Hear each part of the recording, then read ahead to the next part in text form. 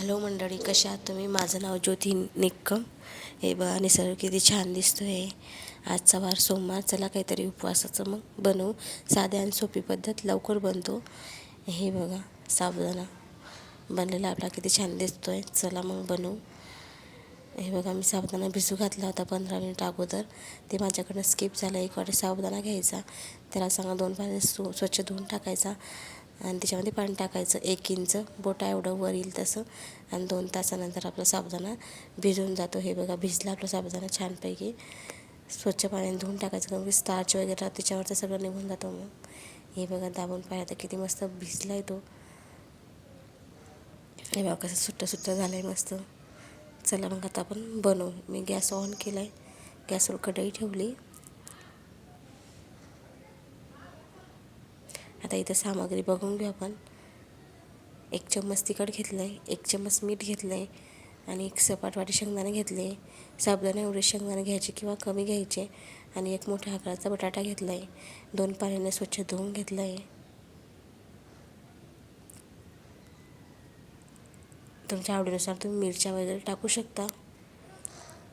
शेंगदाणे मी कढईमध्ये टाकून घेतले.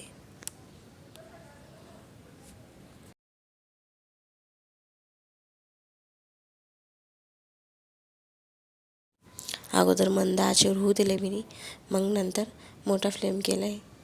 हे बघा आता बंद केला. असं चांगलं तडतडले शेंगदाणे काढून घेतले. कढईमध्ये आता तेल टाकू 2 पई आणि त्याच्यामध्ये तेल चांगलं तापलं आहे. आपण बटाटे टाकून घेऊ. बटाट्यामध्ये थोडंसं मीठ टाकायचं. बटाटे चवीला छान लागतात मग साबुदाण्यामध्ये. आणि चांगलं झाकून ठेवून द्यायचं. तर शेंगदाणे पण आपण इथं ग्राइंड करून घेऊ.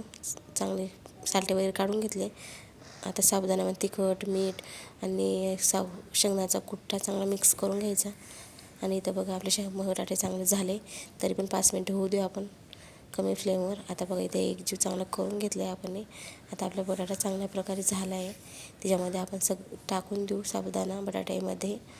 हे कढईमध्ये बघा आता छानपैकी परतवून घ्यायचा. परत परतायचा, खाली लागत नाही ती, सतत हलवत राहायचं. आपण आता 10 मिनटं होऊ देऊ. झाला आपला साबुदाणा. मंद आचेवर 10 मिनटं होऊ द्यायचा. चांगल्या प्रकारे होतो मग. आता बघा सर्व करू. आमच्या व्हिडिओला लाईक आणि सबस्क्राईब करा. हे बघा आपलं झालं साबुदाणा. चला.